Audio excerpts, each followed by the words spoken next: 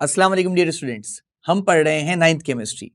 अपनी इस वीडियो में हम अपने कोर्स में मौजूद न्यूमेरिकल्स को सॉल्व करने वाले हैं, जिसमें हमारे remaining chapters chapter number 5 physical states of matter and chapter number 6 solutions के न्यूमेरिकल्स बाकी हैं। तो आइए वन बाय वन करके न्यूमेरिकल्स को सॉल्व करते हैं और समझते हैं। सबसे पहले हम चैप्टर नंबर 5 जिसका नाम फिजिकल स्टेट्स ऑफ मैटर है, उसमें न्यूमेरिकल्स ऑफ चार्ल्स लॉ कर रहे हैं। हमारे सामने बुक की एक एग्जाम्पल मौजूद है, example 5.3। According to the question, a 600 ml sample of a gas is heated from 27 degree Celsius to 77 degree Celsius at constant pressure. What is the final volume? तो पहली बात तो हमने सवाल पढ़ा। क्वेश्चन पढ़ने के साथ साथ हमें ये पता होना चाहिए कि चार्ल्स लॉ में कौन सा फॉर्मूला अप्लाई होता है। तो हम रेफरेंस के लिए टॉप राइट हैंड साइड पे इसका फॉर्मूला भी लिख रहे हैं। V1 upon T1 equal to V2 upon T2। हमें पता कैसे लगा ये क्वेश्चन जो है वो चार्ल्स लॉ का है, क्योंकि यहाँ हमारे पास दो टेम्परेचर्स गिवन है, एक वॉल्यूम की वैल्यू गिवन है विच इज 600 ml, और साथ में कहा गया है कि आपके पास जो पैरामीटर कांस्टेंट है वो है प्रेशर। और हमें ये बात पता है according to Charles law at constant pressure the volume of given mass of a gas is directly proportional to the absolute temperature. इसका मतलब यहाँ जो हमें टेम्परेचर की वैल्यूज गिवन हैं उन्हें हमें एब्सोल्यूट टेम्परेचर में कन्वर्ट करना होगा। और एब्सोल्यूट टेम्परेचर स्टूडेंट्स हमारे पास होता है केल्विन स्केल में, यानी जिसका यूनिट हमारे पास होता है केल्विन। और किसी भी डिग्री सेल्सियस टेम्परेचर की वैल्यू को केल्विन में कन्वर्ट करने के लिए हम उसमें ऐड कर देते हैं 273। तो आइए देखते हैं। सपोज हमारे पास एक्स वाई जी डिग्री सेल्सियस मौजूद हैं, अगर हम इसमें 273 वैल्यू ऐड कर देंगे तो ये कन्वर्ट हो जाएगा आंसर हमारे पास केल्विन में। तो आइए इस क्वेश्चन का डेटा भी अलाइन करते हैं और साथ साथ इसको सॉल्व भी करते हैं। According to the data, a sample of 600 ml gas is heated. इसका मतलब V1 हमारे पास मौजूद है 600 ml मिलीलीटर्स, ये क्यूबिक सेंटीमीटर भी हो सकता है। और टेम्परेचर हीट हुआ है from 27 degree Celsius to 77 degree Celsius. इसका मतलब T1 हमारे पास है, यानी इनिशियल टेम्परेचर आप कह सकते हैं 27 डिग्री सेल्सियस या डिग्री सेंटीग्रेड। जब हम 27 डिग्री सेल्सियस या डिग्री सेंटीग्रेड में ऐड कर देंगे 273, जो कि बहुत ज़रूरी है चार्ल्स लॉ के न्यूमेरिकल सॉल्व करने के लिए, तो ये कन्वर्ट हो जाएगा 300 केल्विन में। जब कभी भी कैलकुलेशंस की जाती हैं स्टूडेंट्स, तो आप वीडियो पॉज करके साथ साथ कैलकुलेशन कर सकते हैं और अपना आंसर मैच कर सकते हैं। आइए अब टेम्परेचर 2 भी इसी तरह कन्वर्ट कर लेते हैं एब्सोल्यूट टेम्परेचर में, जिसका यूनिट केल्विन होगा। 77 डिग्री सेल्सियस, 77 प्लस 273, आंसर आएगा 350 केल्विन। अब हमें फाइनल वॉल्यूम मालूम करना है, यानी जब टेम्परेचर बढ़ जाएगा तो वॉल्यूम पे क्या इम्पैक्ट होगा। तो हमें नजर आ रहा है प्रेशर कांस्टेंट है और हमें फॉर्मूला यही अप्लाई करना है, V1 upon T1 is equal to V2 upon T2। तो हम सोल्यूशन की जानिब जाते हैं।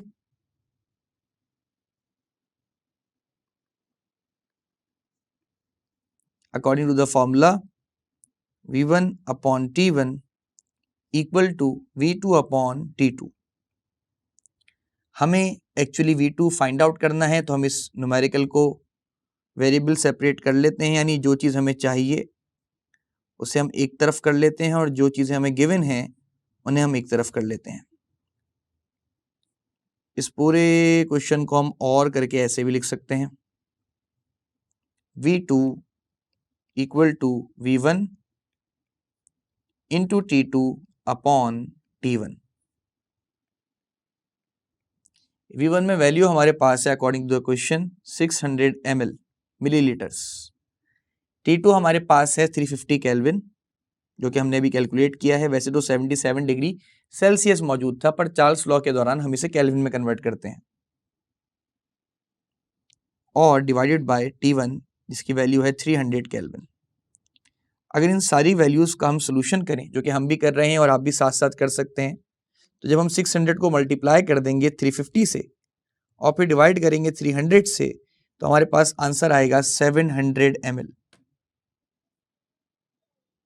केल्विन से केल्विन कैंसिल हो जाएगा और आप रिजल्ट अलाइन कर लेंगे। द वॉल्यूम और the final volume of the gas is found to be 700 ml। The volume of a gas is found to be 700 ml। आइए स्टूडेंट्स चार्ल्स लॉ से रिलेटेड एक और न्यूमेरिकल देखते हैं। हमारे सामने एक और क्वेश्चन गिवन है बुक का। पहले क्वेश्चन रीड आउट कर लेते हैं। Example 5.4 a sample of hydrogen gas has a volume 350 cubic centimetre. बात एक ही है, मिलीलीटर्स में गिवन हो आपके पास वॉल्यूम या क्यूबिक सेंटीमीटर में।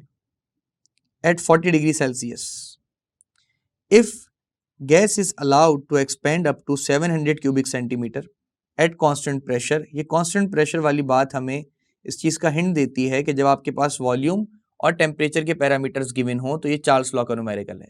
बाकायदा हेडिंग नहीं लिखी होती कि न्यूमेरिकल चार्ल्स लॉ का है। आपने इन्हीं वैल्यूज और इन्हीं यूनिट्स को देखते हुए ये समझना होता है कि हमारे पास न्यूमेरिकल किस टॉपिक का है। तो क्योंकि हमारे पास यहाँ वॉल्यूम की वैल्यूज गिवन है, यहाँ टेम्परेचर की वैल्यू गिवन है और साथ में टर्म यूज करी गई है एट कांस्टेंट प्रेशर, इसका मतलब ये चार्ल्स लॉ का न्यूमेरिकल है। कह रहे हैं find out it's final temperature.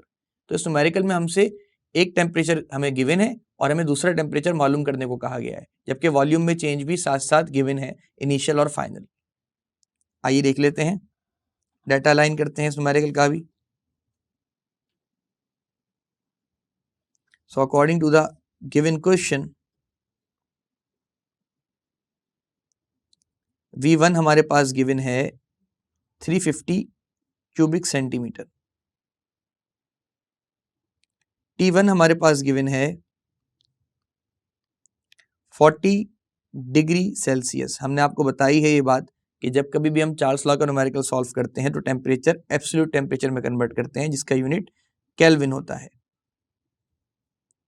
तो ये हमारे पास आंसर आ जाएगा 313 केल्विन। एक दफा वेरीफाई भी कर लेते हैं, आप लोग भी कर लीजिए। यस। और V2 हमारे पास गिवन है 700 क्यूबिक सेंटीमीटर। हमें T2 फाइंड आउट करना है। So according to the formula of Charles law, हम सबको पता है ये बात, V1 upon T1 is equals to V2 upon T2। Variable separation कर लेते हैं, यानी जो चीज़ मालूम करनी है उसे एक जगह रखते हैं और जो चीज़ हमें गिवन है या जो पैरामीटर्स भी हमें गिवन है उन्हें एक तरफ रख देते हैं। आइए देख लेते हैं। T2 हमें फाइंड आउट करना है, हम T2 को एक तरफ ले आते हैं। V2 multiply by T1 upon V1। आइए सारी वैल्यूज जो कि हमें क्वेश्चन में गिवन है ये इस फॉर्मूले के पैरामीटर्स में पुट करते हैं। V2 स्टूडेंट्स हमारे पास है 700 क्यूबिक सेंटीमीटर इनटू T1 हमारे पास है 313 केल्विन और फिर हमारे पास 350 क्यूबिक सेंटीमीटर वॉल्यूम गिवन है। हमें नजर आ रहा है ये रेशियो। डायरेक्ट भी हम सॉल्व कर सकते हैं, आप कैलकुलेशन में भी कैलकुलेटर में भी इसका सोल्यूशन कर सकते हैं। 626 केल्विन हमारे पास फाइनल टेम्परेचर है। एक दफ़ा ये वैल्यू चेक भी कर लेते हैं। 313 multiply by 700 divided by 350, 626 kelvin. तो आप रिजल्ट यहाँ भी लिख सकते हैं। The final temperature is found to be 626 Kelvin. The final temperature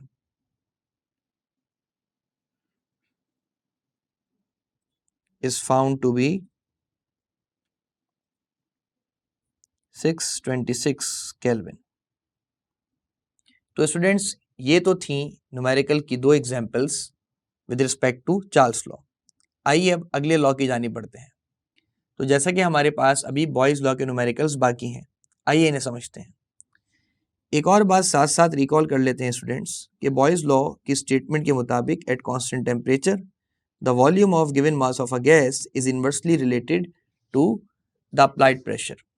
तो हमारे पास इसका फॉर्मूला होता है P1 V1 is equal to P2 V2। शर्त यह है आपके पास टेम्परेचर कांस्टेंट होता है।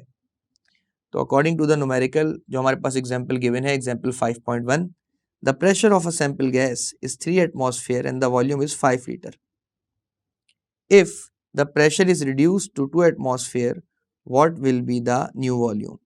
अब यहाँ टेम्परेचर का तस्करा बज़ाहिर नहीं किया गया, इसका मतलब ये बात ऑब्वियस है कि यहाँ टेम्परेचर कांस्टेंट है। तो आइए डेटा लाइन करते हैं। प्रेशर ऑफ सैंपल गैस हमारे पास P1 है 3 एटमॉस्फेयर्स, वॉल्यूम हमारे पास गिवन है V1 अप्लाइड प्रेशर पे 5 लीटर्स। कह रहे हैं अगर प्रेशर रिड्यूस हो जाए यानी फाइनल प्रेशर या P2 हमारे पास 2 एटमॉस्फेयर हो जाए तो वॉल्यूम पे क्या इंपैक्ट पड़ेगा। डेफिनेटली वॉल्यूम को बढ़ना चाहिए। आइए देखते हैं, क्योंकि प्रेशर कम किया गया है, बॉयज लॉ यही कहता है।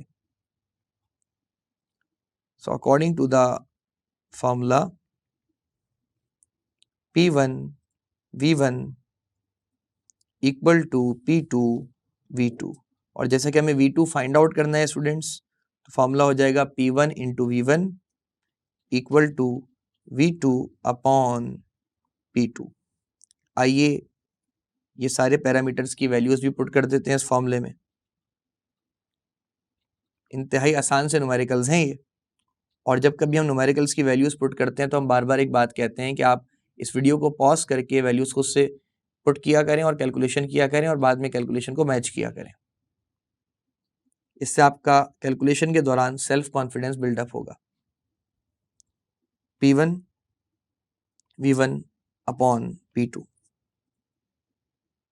P1 हमारे पास 3 एटमॉस्फेयर्स गिवन है अकॉर्डिंग टू द क्वेश्चन भी देखते रहिए साथ साथ। V1 हमारे पास 5 लीटर्स गिवन है, आंसर भी हमारे पास लीटर्स में ही आएगा यहाँ पे। प्रेशर P2 रिड्यूस होके 3 एटमॉस्फेयर हो चुका है। आइए देख लेते हैं, आंसर आएगा 7.5 लीटर्स। आप देख सकते हैं वॉल्यूम बढ़ चुका है। हमने यहाँ कैलकुलेशन डायरेक्ट कर दी है जहन में, आपके सामने भी एक दफ़ा कैलकुलेशन कर लेते हैं। 3 multiply by 5 gives you 15, divide by 2, answer आएगा 7.5 लीटर्स। तो आप कहेंगे the volume is found to be, और the new volume is found to be 7.5 litres. The new volume is found to be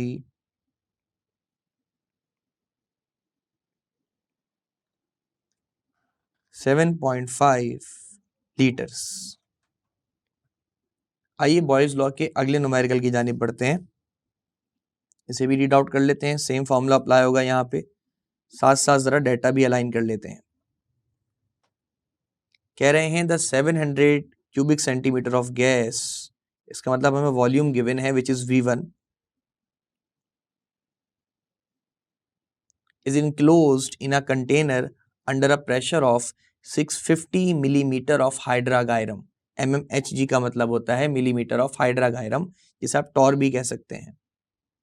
तो P1 हमारे पास गिवन है 650 mm of Hg, Tor भी कहा जा सकता है इसे। कह रहे हैं volume is reduced to 350 cubic centimetre, volume कम हो गया है, what will be the pressure then. इसका मतलब डेफिनेटली प्रेशर बड़ा ही होगा, तभी वॉल्यूम कम हुआ है 700 से 350 क्यूबिक सेंटीमीटर। आप सबको पता है यहाँ फॉर्मूला बिल्कुल सेम अप्लाई होगा। Solution P1 V1 equal to P2 V2। हमें यहाँ P2 फाइंड आउट करना है, तो फॉर्मूला हो जाएगा P1 V1 upon V2 equals to P2। इसे एक दफ़ा और हॉरिजॉन्टल फ्लिप करके लिख लेते हैं ताकि वैल्यूज़ कैलकुलेशन के दौरान आंसर आपका आ जाए फाइनली। ये वैल्यूज़ अगर हम पुट करें अपने गिवन क्वेश्चन में, तो 700 cubic centimetre multiply by 650 millimetre of mercury divided by 350 cubic centimetre. Simple calculation है, आप वीडियो पॉज करके कैलकुलेशन कर सकते हैं, हम भी कर रहे हैं। 700 multiply by 650 divided by 350 gives you 1300 और यूनिट आपको पता है क्यूबिक सेंटीमीटर से क्यूबिक सेंटीमीटर कैंसिल हो चुके हैं, तो आंसर आएगा 1300 मिलीमीटर ऑफ मर्करी या टॉर। तो आप रिजल्ट भी इसका अलाइन कर सकते हैं। The pressure of a gas is found to be 1300 millimeter of mercury. The pressure is found to be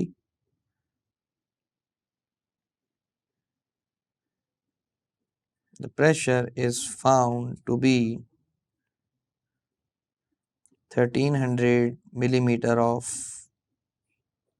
हाइड्रागायरम। तो स्टूडेंट्स, ये तो थे न्यूमेरिकल्स और examples related to Boyle's law. मैं मिलता हूँ आपसे अपकमिंग वीडियोस में। Until then keep understanding and exploring chemistry.